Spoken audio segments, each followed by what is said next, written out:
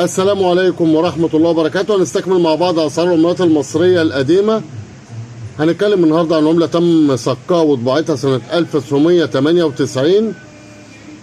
السنة دي كانت سنة دار الصك المصرية، أول مرة تبقى هيئة مستقلة بذاتها وتبقى خاصة بالدولة المصرية، بعد ما كنا بنعتمد على صك العملات اللي بيتم طباعتها وصكها داخل دولة تركيا، لأن مصر كانت تابعة في الوقت ده للخلافة الإسلامية اللي هي الدولة التركية.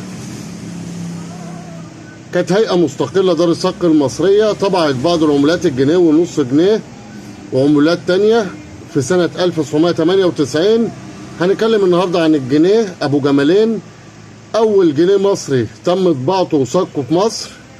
الجنيه ده نادر جدا ومطلوب جدا ومطلوب في كل المزادات العالمية، مش هتلاقي منه 5 6 على مستوى العالم. سعره وصل لمليون جنيه، أيوة سعره وصل لمليون جنيه لأنه نادر جدا.